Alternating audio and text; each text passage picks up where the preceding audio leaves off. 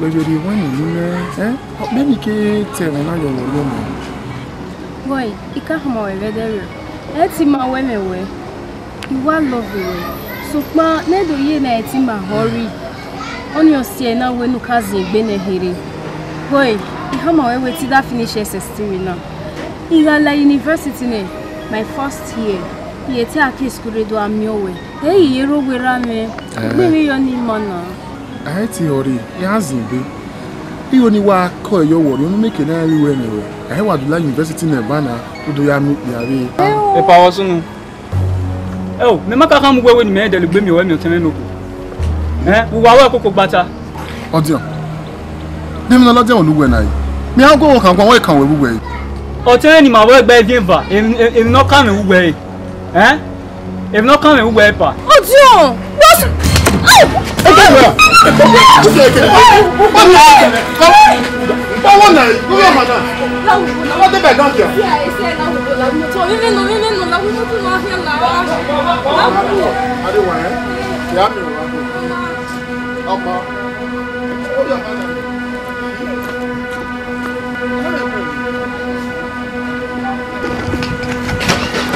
Okay, ba tu apa bi? Tu apa? We wa le kin.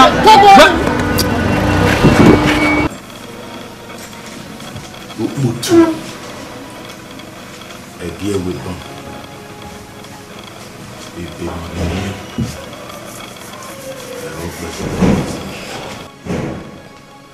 Odion! Odion! Yobo seka nou ne bon. Yobo seka nou ne bon. La emi untia.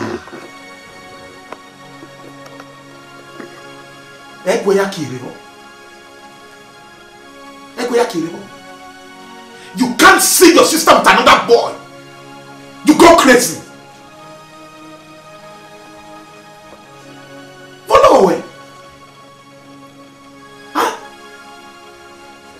The latest one and I all go shut to now with what we do baba. Ah? Wa mi on 20 mi o you go wild like an animal.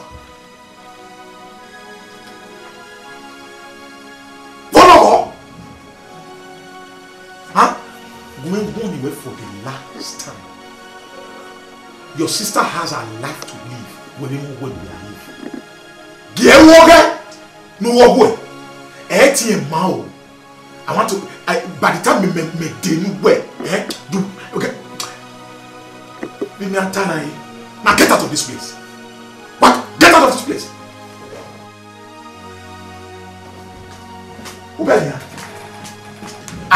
Bo, Roma se non sisu.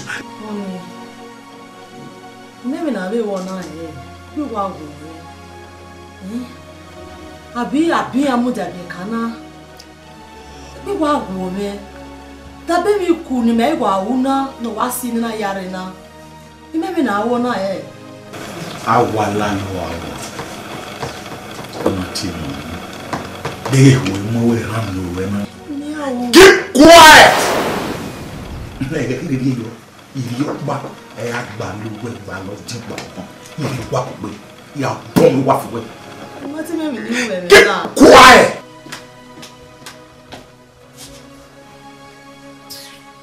Boy, me tama we. Inde dazi mo mi ga tama. E wa tama. Emi da e ma uma, ke e gwe bo. Ke, ntama. Emi dazi le mo mi ga tama. Ogi yan ya wa tama. Ayo ba ya mo na. No paro. Eli baba ye no paro mo se ti se peti na ba. Anyway, don't go no more. Say, Baba, you try and enjoy the yeah.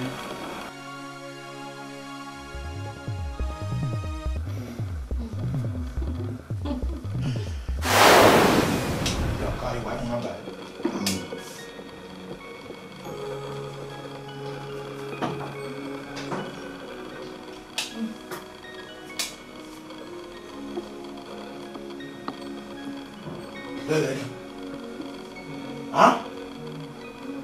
They are this, you know. Or do you have my phone?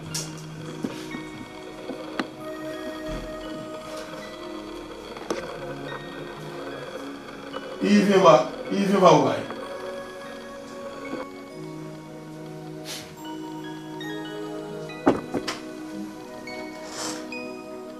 Even by river. Holly. Yeah. Tia, one or Jim, Tia. Okay, then.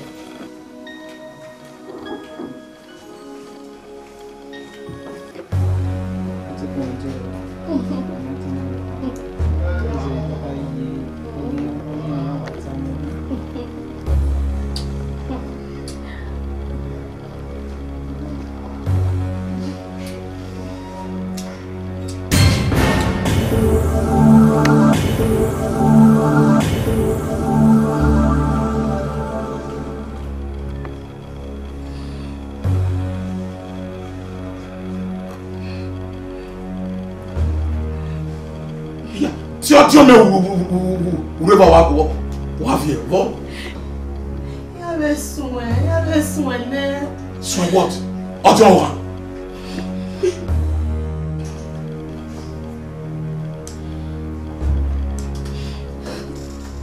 Oh my God.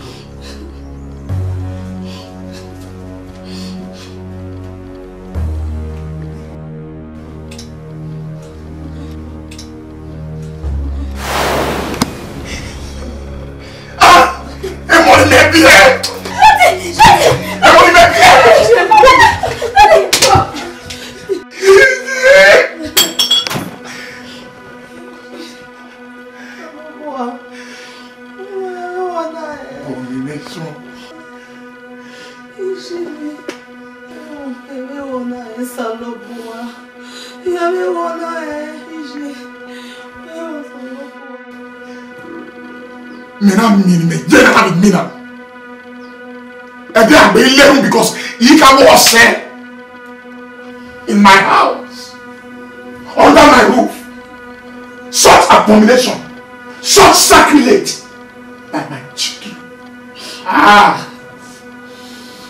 Hey, don't be more. Like me, Mario. Iya ako wali go kiya. Ni aye ba eyan to edogbe oku oh wa. Is that statement by the ministry correct? Madam women no. Yes, again, where you are. Because you quick and go by how we go. Abia here na make even me akukwa tam dawe it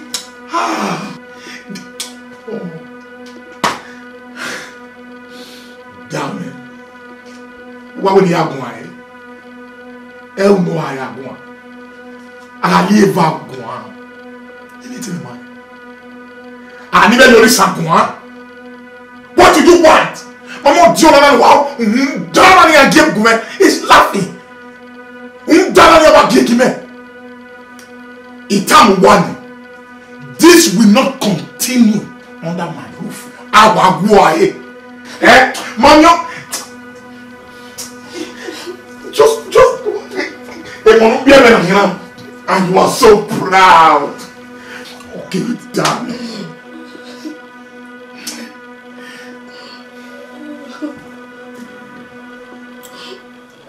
Saloboa.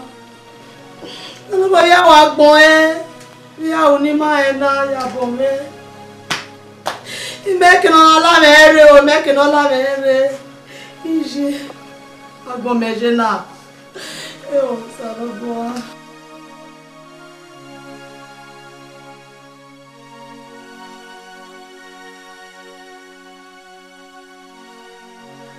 Oyeme. Ene kede je wo egbe kedoro ade.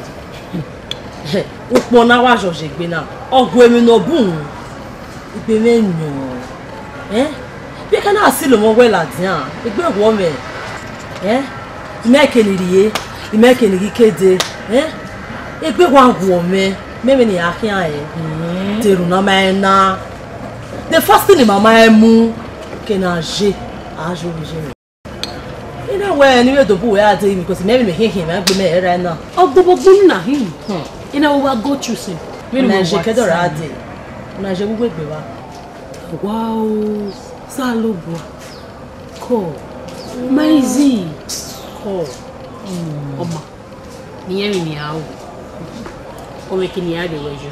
Omo we baba pa ni awa de wejo. Right. Agiya bibi no. Uku ya fe no rota muna oro yin. Ye yo da bota shaw. Iya. Oh, bona. What teme na da obo. Binu we dey we church mejo. Deaconess as that. Wawe hell, a deaconess. Oh, mudia na Christian. Ena ya fe no wa vuwa hara na we we. Wawe. Water my bawa my mieru wa my na. Ama emi awelu wa my mu. I said the mama you say. At the end of the day, any wina nowhere. Oh, we know I know it. We know any war. Every war. Baba na ya hari ye wegi. Iga ye wegi baba na. We not tired your days. We know okay any affair of we know what I don't suffer radio. We know send me that I order for me you will work it. They know here at eta mother for again. We making the wapa wa biku wapa. Obiani oh guy. We know ya ti. E dio ya su. Water. We know ria boalo ji awen. Ona say ya na tie. Here we problem share is half solved. Apart from it on a large and you can't have a solution. What's so severe? Bagio silver. Yabu Jam. What's it? Yariwa. Oh, Ugam would been it. Yariwa.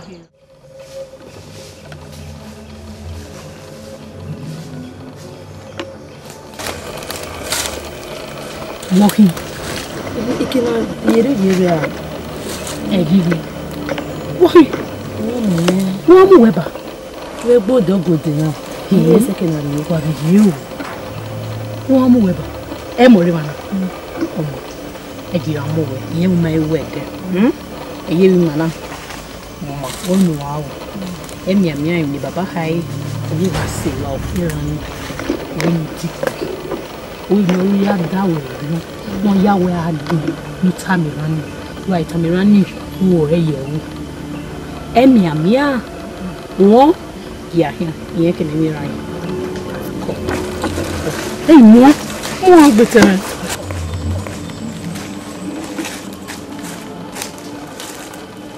Or see me? You run. You are here to Suez. We are here, me away. Mokba, where you more? I'm not very well. I want ya where they want me. You did my jackal. Akia. E Papa will say, "What do I give you?" Akia. Igoyo. Tigwe.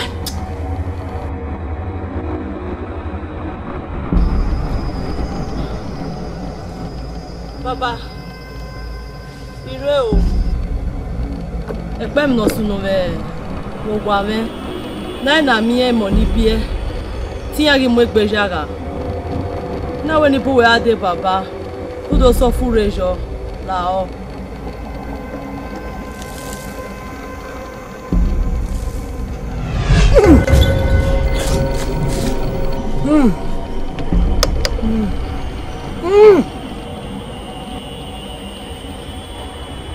Tọ́kù yẹn nínú mú ẹ àti ẹgbà yẹn jẹrẹ èèyàn nú yẹn ìwọ ló kó àrẹ mọ́nu ẹ wàá do agẹ́.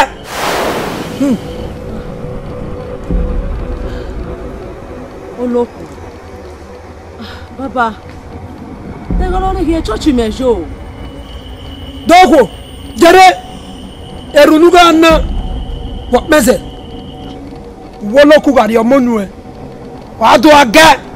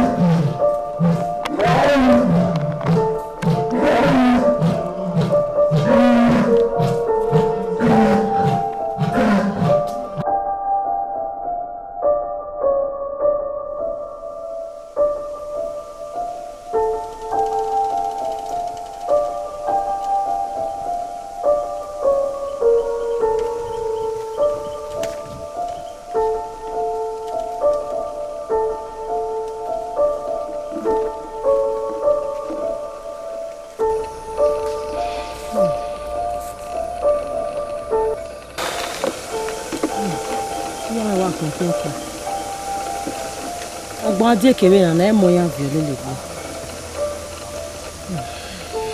Salobo. Iso mo se me gbe ni. E mo mo na. Ori o mo ja gbe ni. We ti wa we me. Iwa bi viva. Ipe awo ko. E dagbe mo ni ya. Ya ga o.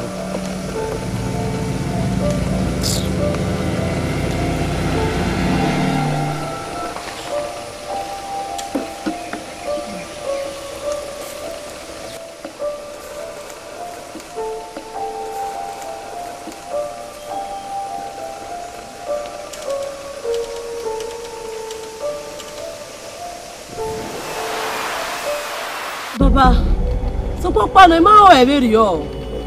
O san loba o dazi no rekete. Imeta aneru ni kiye. Uga leru ni. Olokun no baga reze. Ka dami o. Ozi enena leru be na mie. Nda.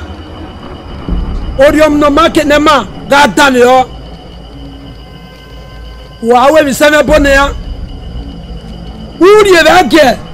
Olokun no ba. Ukoloku ni biwe Daverio ai viem boe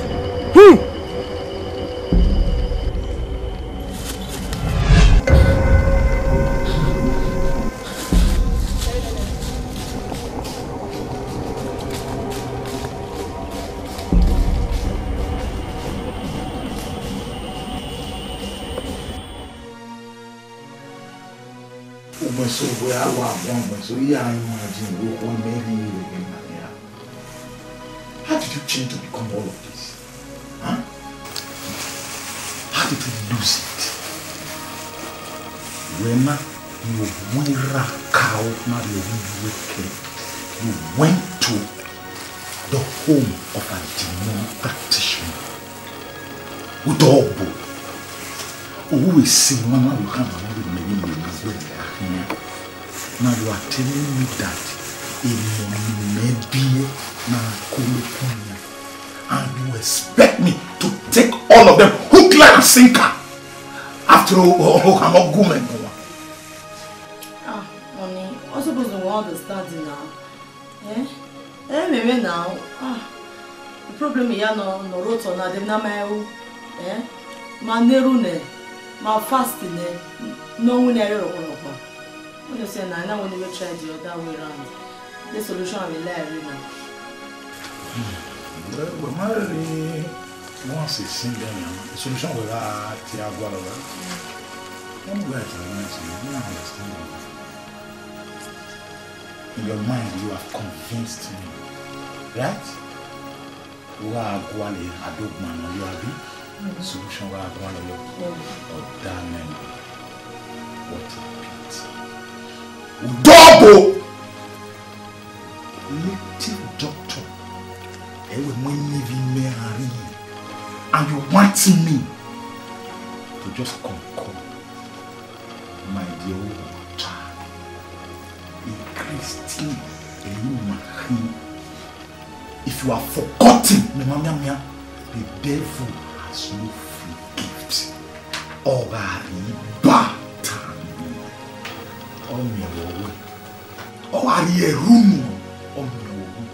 Don't forget that. And let me warn you for the very last time. We're going to tell the Bible way. The man is the head of the house. And no kind many ye woman tamame.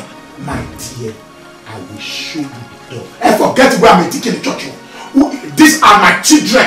Woman, this is my last warning. We never know. Maybe I don't know what I may have blame. We will make him out to me. Taking the church. Upon our giving here day.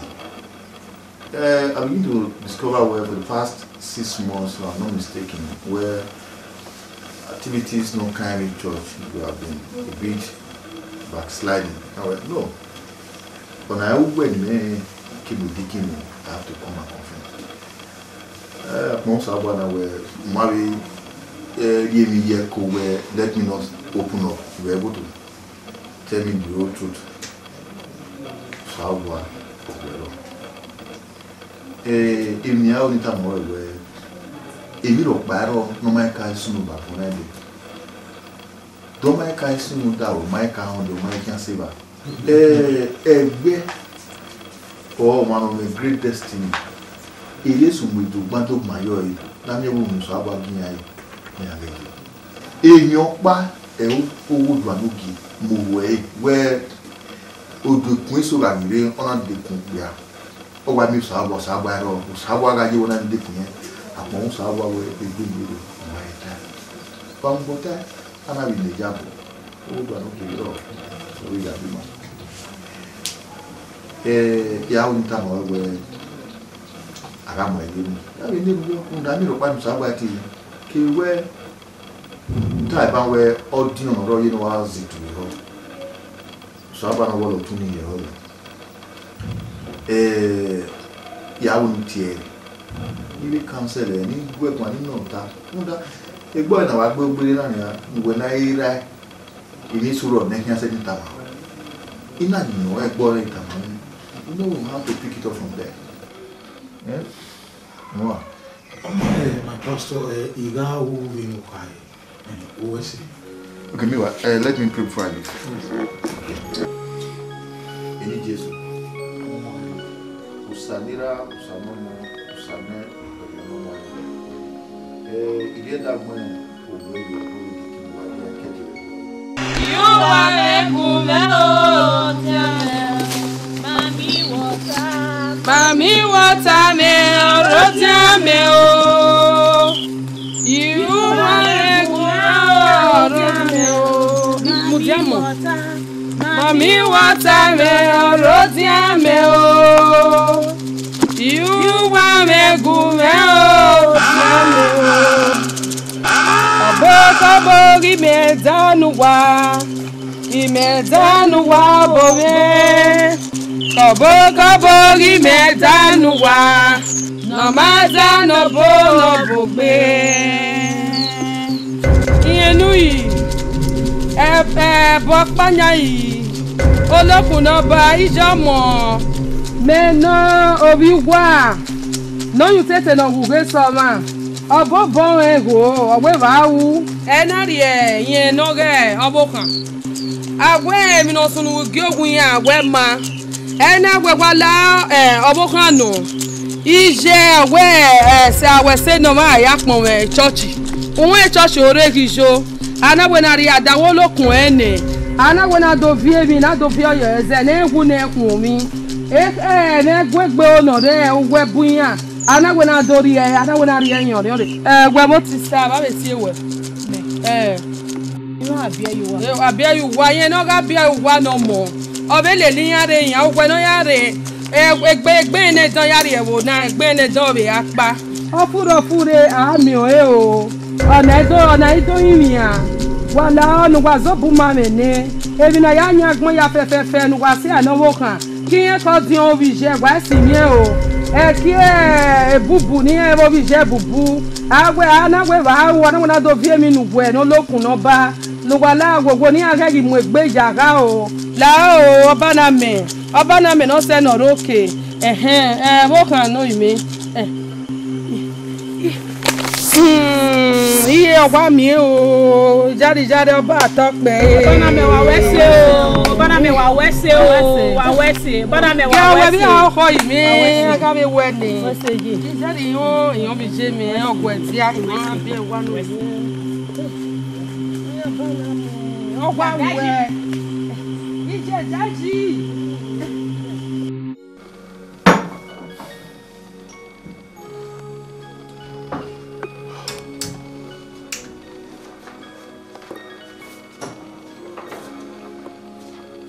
Odion. Eyiwe makama wa kiniri.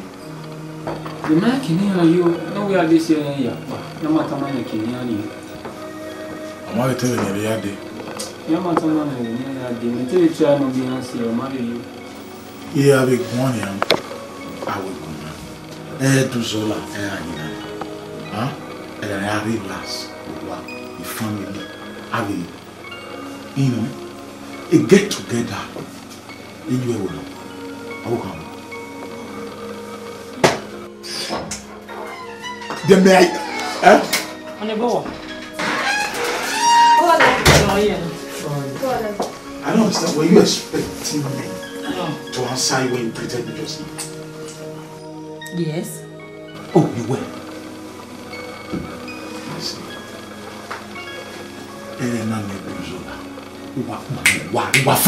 You take your daughter. My worry. They go watch your mind. Yeah, Tiga do that yeme. Ma de wo de na me flat tire.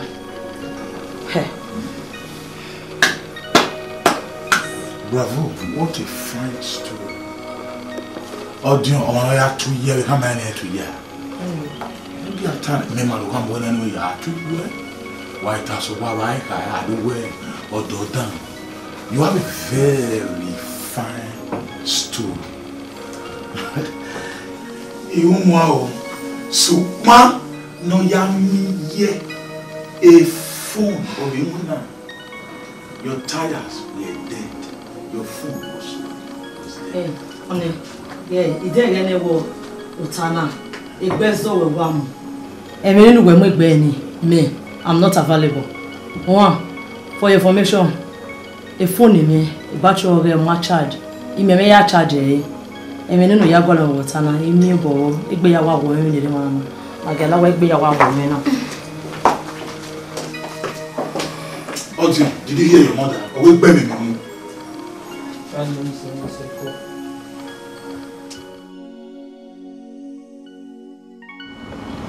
Brother Odion, at most of our gain and tear. Not what I do. So about the well, the main purpose in go invite you where that act, attitude, behavior, you are working on no saubwa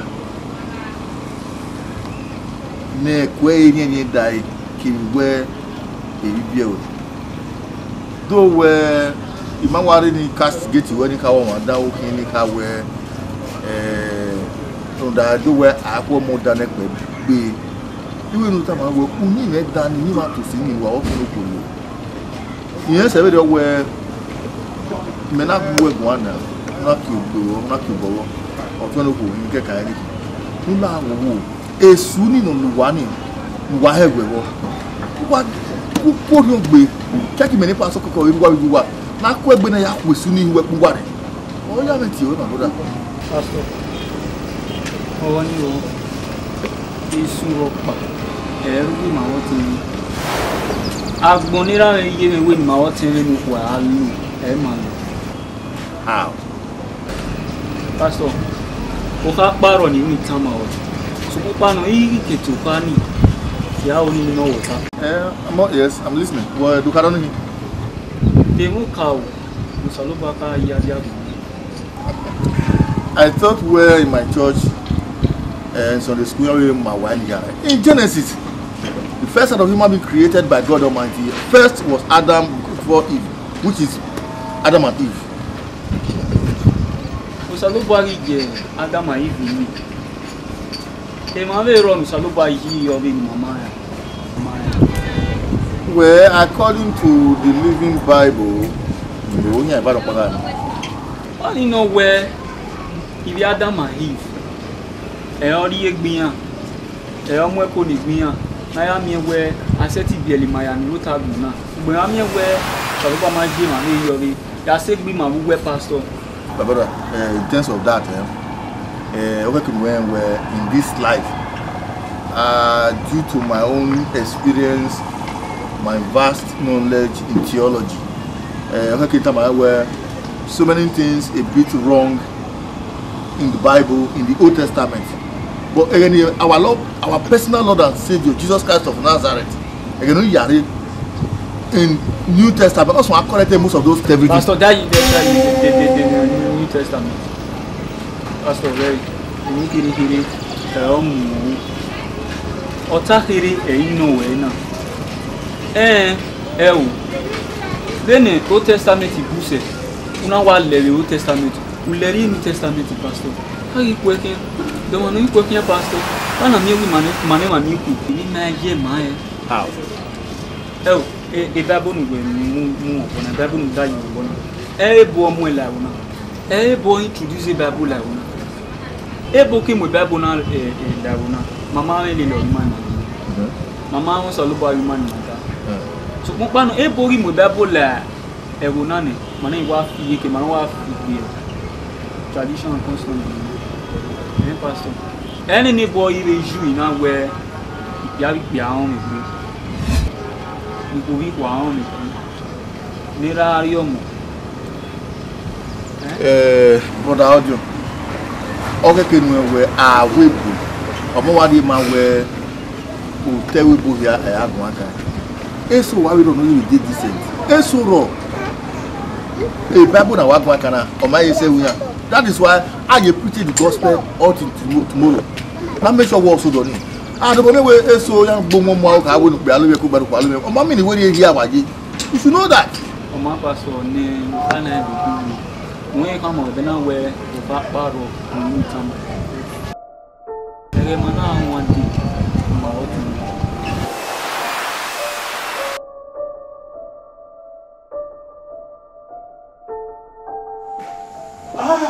What are my kids still doing this late?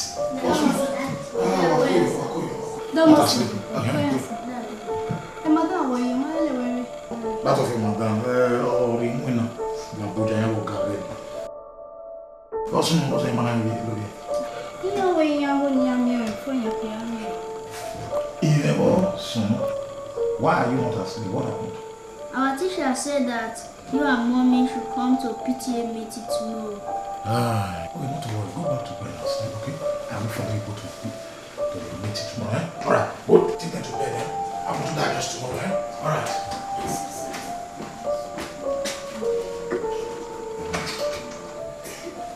Oh, my beautiful kids. Wabie, Wakuyo. Oh, yes, school. You must go today. Go. But, my way, you are. My little, so Akban have what is Akban. Akban of what is now. All right. Ah, my boy. My little now. I'm not good at it. You know, I promise you, I will work over. I'm gonna have what is okay. Daddy, you can't tell me the one.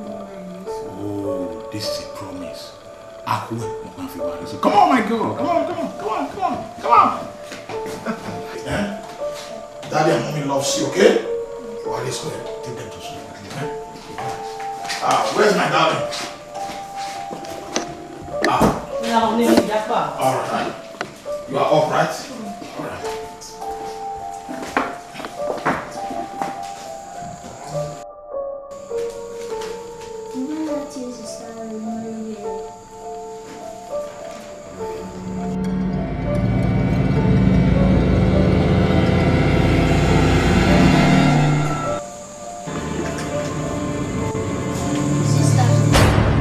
Lórí àṣà mẹ́tìmọ̀.